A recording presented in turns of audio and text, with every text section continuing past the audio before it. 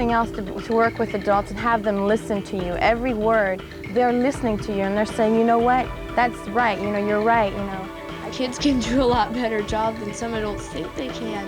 And for once, adults really listen to our opinions and say. They don't want to be ignored. And say, Yes, it's not just some adults in a room saying this is the way the school's going to be.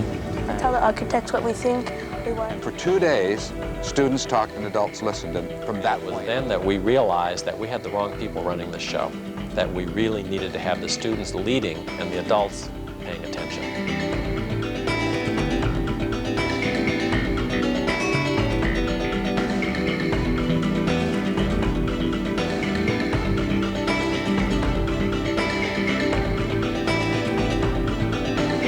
It is blazing new territory.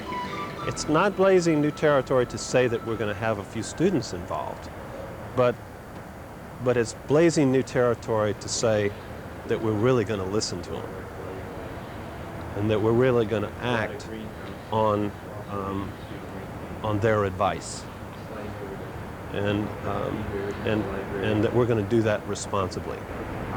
We have realized as a group that, and as individuals, that if we don't listen to them and if we don't get it from them, then the whole idea is lost. Because how can you have a student-centered curriculum and student-generated ideas without the students being there? How can I mean, there's so many kids involved. I mean, they'd have to take them seriously because there's a lot. I mean, they've put themselves through too much trouble not to take us seriously. Like the meetings that we had last year, oh man, I had a blast. It was great because they put us in groups and they ask us and then they ask us questions. They ask us to present our presentation and we present them and they listen. They don't say, okay, whatever, you know, oh, okay, well, that's great. They don't cut us. They hear us out, you know. I think that the people who are going to know the most about what needs to be changed about a school are the kids themselves. And if you have input from the children instead of from architects sitting off in some office, I think you're much better off. Yeah, I thought it was really different because the students actually got to give their input in everything, and instead of just the adults telling them what we're going to do and just kind of leading the group, but the students actually have a big part in that. Well, when we took the trip to Asilomar, I think that kind of made me feel that they really did care what we had to say because they brought kids in too, to that. They didn't just leave us out, they took us on the trip too, and they listened to what we had to say, and I think that's when I kind of really, really believed it, that they were listening to us. I mean, you can just see that they're thinking what you just said. Well, when we were doing our site analysis, we went out and did that, and they used that for all the architects that are working on this project. They all used what we told them. So they're doing site analysis right now. They're out there, literally out there, roaming around the site, getting clues on what the site is made of. And they're developing a site analysis diagram. We tried to find out where the wind generally blows during the day and where the wind direction would change. And the drainage, what the drainage spots were, and the covers of those things, and then the flow of the water. This is a solar orientation. That tells you where the sun is going to come from in the morning, what are the directions of the sun into the site. And that'll help us lay out the buildings. The trees are giving you a message. They're trying to say, we're here. You know, they're not just trees. They're there to give you shade. So maybe that's where a lunchroom should go, an outdoor lunchroom.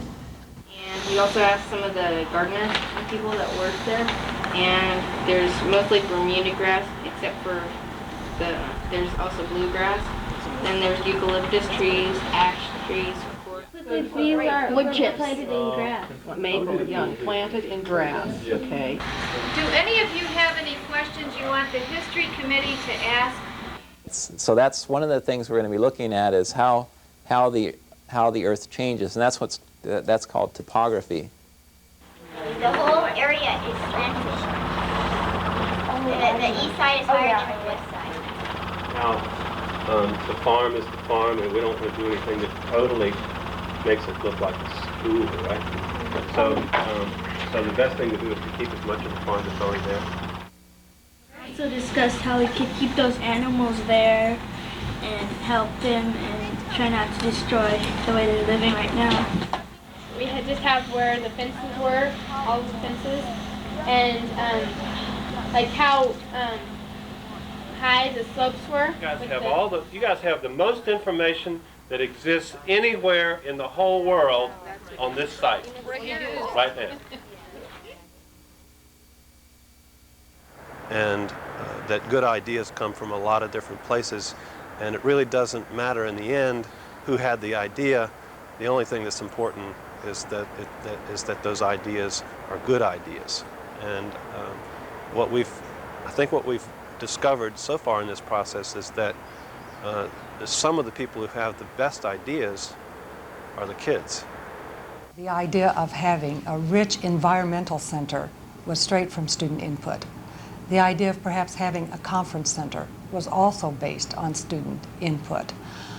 The idea of having an agricultural center, a living environment where students would be able to produce from beginning to end a product was all student generated. And so I would have to say the whole premise, everything that we're planning to do was based on student input. Have that area for like an outside patio with like a big... It happens there, so it's a dining room all day long, and at some point it becomes a theater. The pond would kind of be in the middle of school, so you could maybe have a nice kind of environmental thing right in the middle. I mean, rather than cement buildings everywhere, have a nice... I think that the conference center should be right in the middle. The conference center should be somewhere where it would be easy to access. They need to get to this learning center right here. They moved the groundskeeper's house over here. Get people involved in the school, so the school is not only a learning center, it is a center for the community. Right. Because it's going to be really hard to get out. If there's a parking lot here, this car's trying to get out without all the traffic, then this one's going to be also trying to get out right here. Yeah, but you don't have to keep that road.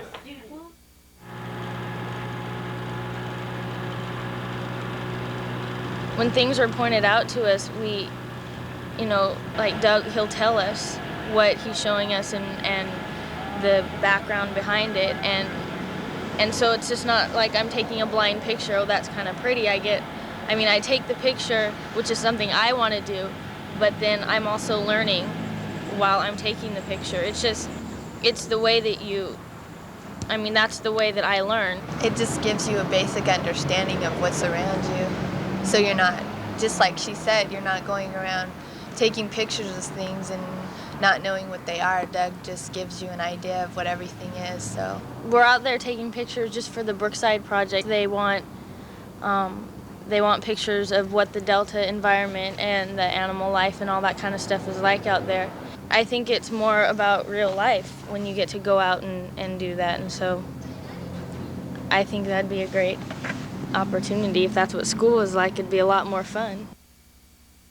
We're pushing for a tutorial center. We wanted a student union, and especially we wanted it on a farm. That was the very first thing, on a farm, and that's what we're getting. It's not like any other school, well, with like live animals you can take care of and real jobs. And many people are going to want to go there because it'll be just a wonderful school. But through this process, I've been amazed at the real insights that they have come up with that have really changed the direction of the project. Because of their insights, they're not sort of as restricted in their thinking as we might be. Adults just don't think like we think. When you talk to younger kids, sometimes they can give you ideas that you can tell the older kids, or you can tell them to the adults, and then maybe your idea can get used, or the little kid's idea can get used. I think that the students really enjoy this. I mean, working with architects, working with their teachers, with the administration, they feel so much more involved this way. I mean, they're actually helping to do something, and people are taking their ideas into consideration. I mean, they're actually putting them to work. And I've also learned that you can't just do something the first time and expect it to be perfect. You have to do it a few times before it's good enough that you can really use it. I just like contributing to things that I'm going to be part of. Kids can help. I mean, they really can help. It's fun to be able to, we're actually creating something. And also mainly to leave something behind that I I mean, accomplished. if you want to make something happen, everybody has to work together, and they have. And in fact, working with the students has opened the eyes of the adults to, I think, vaster dreams and greater visions. I'm planning on going to this school, and I want to make it as good as possible for That myself. is that the students have always given us back more than we've asked for. The other thing, too, It's the future.